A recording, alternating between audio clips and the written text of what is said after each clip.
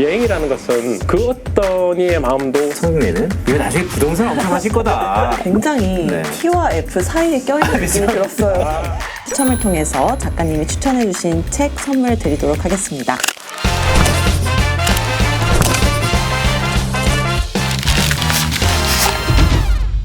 인문학이 머니. 머니. 자, 대한민국의 가장 아름다운 순간을 소개하는 분이죠. 유튜버 겸 여행 작가인 킴스트래블과 함께하고 있습니다. 네, 앞서서 지역별로 인상 깊었던 점 혹은 조금 조심해야 될 점 있는지 여쭤봤었잖아요. 네. 그 부분부터 다시 시작하도록 하겠습니다. 좀 여행 팁이라고 할 수 있는데, 좀 아무리 여름이라도 높은 곳에 올라가시면 따뜻하게 입고 가야 된다.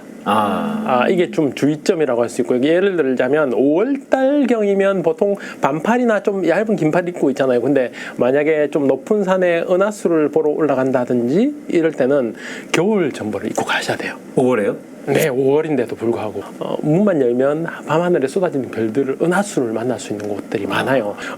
하절기에만 은하수를 정중하게 보실 수 있습니다. 그건 참고를 하시고, 그런 높은 곳에 올라가실 때는 이제 반팔 입고 6월, 7월 달에 반팔 입고 가시잖아요. 한 7월 달쯤에 높은 곳에 올라가서 차문을 탁 열면 굉장히 춥습니다. 그래서 그런 좀 높은 곳에 올라가실 때는 아무리 여름이라도 따뜻한 옷을 준비해야 간다. 이게 주의점이고, 그 다음에 여행 갈 때는 꼭 신분증을 챙겨 가셔라. 왜냐면 여행을 가다 보면 배를 타야 할 때도 있잖아요. 우리나라의 모든 배 타는 곳에는 신분증이 없으면 배를 탈 수가 없습니다. 신분증 없으면 배 못 타요. 그래서 국내 여행인데도요? 맞습니다. 네네. 작은 유람선을 타도 신분증이 있어야 됩니다. 우리나라 법이 그렇습니다. 유람선도요? 한강 유람선도 그럴 거예요. 맞아요. 정확한 네, 팩트는 한강도요. 아니지만, 네. 다양한 여행을 하다 보면 꼭 준비해야 될 팁들로 제가 답변을 대신하도록 하겠습니다. 알겠습니다. 그러니까 종합해보자면 추울 수 있으니 여벌옷, 자기를 증명할 수 있는 신분증, 아이디가 좀 있어야 된다. 네네. 여행 지역별로 자금 계획을 어떻게 세우셨는지 궁금한데 가장 많은 돈을 들여서 갔던 지역과 저렴하게 여행을 했던 지역 자금 계획을 각각 어떻게 세우셨는지 궁금하거든요. 돈이 많이 드는 지역은 환율이 비교적 좀 약해서 물가가 비싸지는 느낌을 받을 수 있는 지역이고, 돈이 작게 드는 여행 지역은 저성장 국가는 돈이 작게 들었었고요. 돈이 많이 드는 지역은 좀 고성장 국가나 아니면 금융도시, 홍콩이라든지 싱가포르도 그렇고 이런 곳이 굉장히 물가가 비싸서 돈이 많이 들었던 것 같고요. 자금 계획은 제가 지금까지는 돈이 조금 있으면 바로 떠나버리기 때문에 자금 계획 없이 떠나고 있고요. 팔도로 돌아다니고 네. 전국을 돌아다닌다. 그럼 제 상식에서는 사실 딱 하나였어요. 성내는 이거 나중에 부동산 엄청 하실 거다. 이런 생각을 엄청 내심하고 속마음이 여전히 있는데 약간 의구심은 있습니다. 대한민국 좋은 땅은 다 보지 않았을까? 부동산적으로 입지가 좋은 곳은 보는 눈은 아직 못 가지고 있는 것 같습니다. 그냥 양택 명당, 그러니까 살기 좋은 명당터는 본 곳들이 몇 곳 있고요. 뭐 예를 들어서 회령포라든지. 회령포요? 예. 뭐 안동 화야마을도 양택 명당으로 아주 좋은 곳이라고 하더라고요. 그 다음에 우리나라의 다양한 이렇게 하늘 아래에 첫 번째 길지라는 운조루 이런 곳들도 터가 좋거든요. 그러니까 양택 명당으로서 이거는 구례에 있습니다. 구례 네. 운조루라는 고택인데 이런 곳들도 아주 터가 좋은 집터에 전통과학이 99칸 전통과학이 있는 곳이고요. 이런 곳들은 많이 찾아보고 답사를 했던 것 같습니다. 우리가 인문학의 머니다 보니까 여행과 돈 얘기 한번 좀 해보도록 네. 하겠습니다. 혹시 여행 가서 돈을 벌어본 경험은 없으실까? 여행 가서 돈을 벌어본 적은 없지만 네. 여행을 하는 이유가 지금 돈을 벌고 있는 거죠. 여행 작가라는 직업이 그렇잖아요. 여행을 갔다 오면 흔한 말로 입금이 되는 시스템이 여행 작가입니다. 그래서 네. 질문하신 게 어떻게 보면 저는 여행 자체가 돈이 되는 일을 하고 있기 때문에 그렇다고 많은 돈은 안 됩니다. 그래서 그런 일을 하고 있기 때문에 네. 가서 무언가를 해서 뭐 거리공 제가 통기타도 좀 치거든요. 거리공연을 한다든지 이런 꿈은 꿨던 적이 있는데 네. 실천해 본 적은 한 번도 없었던 것 같습니다. 아, 그러니까요. 좀 부럽긴 하네요. 그럼 이런 경험도 있으세요? 제가 아까 뭐 여담으로 여행은 도대체 혼자 다니십니까? 여럿이 다니십니까? 라고 했을 때 대부분 혼자 다닌다라는 말씀 주셨는데 간혹 구독자 아니면 주변 어쨌든 지인들과 다니지 않습니까? 네. 그러면 어떤 사람과 여행을 간다는 것은 인생의 한 부분을 같이 하는 건데 살아온 인생이 다 다르잖아요. 좀 연세가 있으신 분들을 모시고 여행을 갔던 적이 있어요. 제가 이제 또 여행과 관련된 다양한 일들 중에 그 해외 제가 인솔자 자격증이 있어요. 해외 인솔자 자격증이 있습니까? 그래서 인솔을 해서 갔던 적이 있는데 연대가 한 5, 60대 넘은 것 같은데 초등학교 동창 모임이라고 하시더라고요. 근데 그 동창이라는 게 나이가 60, 70 됐을 때는 경제 사정 다 틀릴 거 아니에요. 어떤 분은 1년에 두세 번씩 나가시는 분이 있는가 하면 어떤 한 분은 평생 여행을 처음 오신 분이 계시더라고요. 그 모임의 회장 선생님이 저한테 하시는 말씀이 이제 저 친구가 평생 해외여행을 처음이다. 근데 우리가 이렇게 안 데리고 오면 아마 죽을 때까지 해외여행을 한 번도 못 가고 죽을 것 같아서 우리가 이렇게 단체를 만들어서 얘네를 데리고 왔다 이렇게 이야기를 하시더라고요. 그런데 그 모습을 보니까 너무 사연도 행복하고 네.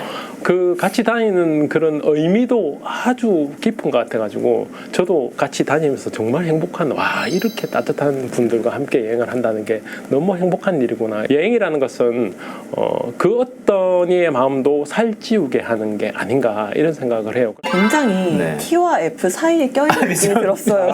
그렇죠. 질문을 들었을 때 와 이런 현실적인 질문이 다 있나 했는데 답변을 들으면서 마음이 막 따뜻해지는 게 저도 뭐지? 따뜻해요. 네. 오해하지 마세요. 저도 따뜻합니다.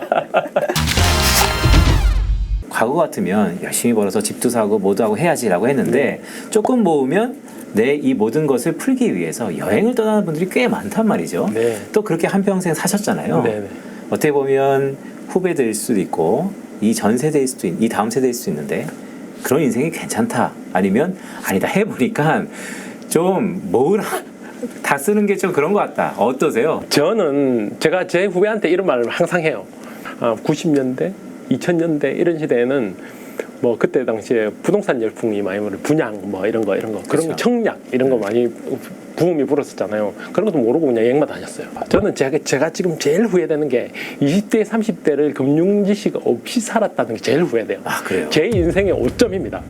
자산을 축적하면서 불려가면서 어느 정도 부분은 여행을 즐길 수 있는 이런 완벽한 균형을 이루면서 여행을 다니시면 좋을 것 같다는 생각이 듭니다. 저도 현실적인 질문 하나 드려도 네. 될까요? 중요한 문제 중 하나일 것 같은데 개인 사업자이면서 프리랜서시잖아요. 그럼 세금 문제가 좀 복잡하실 것 같아요. 네, 맞습니다. 주변에 프리랜서 분들 보면 골머리를 많이 앓으시더라고요. 맞아요. 혹시 세금에 대해서도 말씀해 주실 게 저도 있으실까요? 사실 세금에 관한 이야기를 하자면 참 사연이 많습니다. 왜냐하면 저도 세금을 모르고 살았습니다. 그동안. 왜 몰랐느냐면 서두에 말씀드렸다시피 수입이 크지가 않았었어요. 그러니까 그런 거 있잖아요. 종합소득세 보면 소득 구간에 따라 세금 프로가 틀리잖아요. 네. 얘는 그걸 몰랐던 거예요. 지금 한 2, 3년 전에 알았어요. 그거를. 과거에 세금이 매겨지는 건 과거고 이제 앞으로 그걸 해결해 나가야 되잖아요. 네. 솔루션은 뭡니까? 공부하다 보니까 법만큼 쓴 게 많으면 또 세금이 절감이 되더라고요. 그렇다고 막 쓰면 안 되고 네. 마치 쓴 것처럼 해주는 제도가 또 있더라고요. 오? 예를 들어서 IRP라든지 네. 개인연금저축, 그 다음에 브랜드 말씀드려도 될지 모르겠지만 노란우산 공제 네. 이런 것들이 이제 그 소득공제를 해주더라고요. 세제 혜택 있죠. 부가세 같은 경우에는 당연히 내야 되지만 개인 사업자로서 종합소득세는 뭔가 지출이 잡힌 만큼 빼주기 때문에 많이 연구하고 그래서 제가 번 돈의 어느 정도는 IRP에 넣고 그 다음에 노란우산 공제도 넣고 개인연금 저축도 하고 그리고 각종 지출 내역을 꼼꼼하게 챙깁니다. 예를 들어서 청첩장이라든지 부고장이라든지 다 챙기고요. 네. 지금은 그런 제도를 국가에서 운영하는 다양한 절세 제도를 이용해서 세금을 많이 줄였고 지금은 부담 없을 만큼만 세금을 지출하고 있습니다. 다솜 씨 그 얘기 알아요? 대한민국에서 세금 전문가는 물론 세무사들이 다 전문가지만 세금 폭탄을 맞아본 사람이 세금 전문가가 되는 겁니다. 맞습니다. 이 경험담에서 잘 공부하게 되잖아요. 그만큼 아까운 게 네, 없더라고요. 불치병에 걸린 사람이 누구보다도 불치병을 해결할 위인이 가장 네. 크기 때문에 네. 자 그런 의미에서 여행 유튜버이시자 여행 작가이시잖아요. 네. 여행을 만약에 안 했었다면 뭐 다시 태어나는 건 아닙니다. 만약에 안 했었다면 어떤 걸 하셨을까요? 여행 지도 만드는 사람이라든지 이런 것들을 하고 있어요. 예전에 제가 어렸을 때 대동여지도 네. 같은 김종호 같은 사람이 되겠다 이런 생각을 했을 때 아주 어렸을 때 수학 시간에 살까부도 보고 아무튼 그랬는데 그 외에는 정말 내 삶이 후회되고 다시 태어나면 이런 직업을 해보고 싶다는 생각을 한 번도 해본 적이 없습니다. 여행 갈 때 환전은 어디서 하세요? 저 같은 경우에는 일단 달러로 환전할 경우에는 그 모바일 그 환전이 제일 환율이 싸더라고요. 미리 돈을 입금해 놓고 환전을 시켜 놓으면 환율 제일 저렴할 때 맨날 환율 차트 보고 있다가 뚝 떨어졌을 때 미리 딱 환율을 시켜 놓으면 여행 당일 날 공항에서 ATM기로 돈을 찾을 수 있는 시스템이 되어 있더라고요. 그렇게 가장 많이 하고 있습니다. 지금 외국 나갈 때는. 마지막으로 인사드리기 전에 저희 인문학이원이 마지막 공식 질문 드리겠습니다. 네. 하나TV 구독자분들에게 인문학 도서 추천 하나 부탁드리겠습니다. 제 책을 가장 추천하고 싶은 인문학 도서, 여행 도서이기도 하고 인문학 도서이기도 한 책이 하나 있습니다. 제가 어렸을 때 제일 처음으로 제 돈으로 구입했던 책이고요. 유영준 작가님, 유영준 교수님의 나의 문화유산 답사기. 나의 거기에는 문화유산 답사기. 사람도 있고 역사도 있고 문화도 있고 풍경도 있는 책이에요. 그 책의 첫 번째 페이지가 해남 강진으로 문을 열었어요. 고등학교 졸업을 막 하고 이제 본격적인 여행을 해야 되겠다 생각하고 그 나의 문화유산 답사기 책을 구리에 끼고 해남 강진으로 갔던 기억이 있어요. 낭만적이에요. 그때의 그 기억이 지금까지 제 뇌리에 남아 있어요. 그만큼 제 인생에 큰 지대한 영향을 줬던 책이 나의 문화유산 답사기라는 책이고 뭐 지금 베스트셀러고 밀리언셀러입니다. 저도 추천드릴 책이 하나 있습니다. 뭐예요? 죽기 전에 가봐야 할 인생 여행지. 그 책 너무 좋은 책. 네, 제가 너무 읽고 싶었던 네. 책이어서 추천해주신 책이랑 함께 읽어보면 너무 좋을 것 같습니다. 그러니까 급사다는 그 책. 네. 많이 비쌉니다. 28,000 몇백 원. 네. 정말 정확히 알고 계시네요. 네네 하얀색 표지로 되어 있습니다. 예. 인문학의 머니 6부는 여기서 마무리 되도록 하겠습니다. 네, 그럼 마지막 인사 나누기 전에 응원 댓글을 영상 댓글로 달아주시면 추첨을 통해서 작가님이 추천해주신 책 선물 드리도록 하겠습니다. 많은 관심과 참여 부탁드립니다. 자, 다숙 씨, 7부에서는 우리 어떤 이야기 하는 거죠? 혹시 요즘 넷플릭스에서 유명한 흑성요리사 보셨나요? 뭐요? 네, 맞습니다. 거기서 뜨거운 인기를 얻고 있는 고기 깡패 네. 데이비드 리 셰프님과 함께 음식과 경제에 관한 이야기 나눠보려고 합니다. 와서 뭐 고기 구워주는 건가요? 한번 여쭤볼게요. 알겠습니다. 자, 다음 시간에도 또 참신하고 재밌을 것 같네요. 그럼 다 함께 외쳐보겠습니다. 인문학이 머니!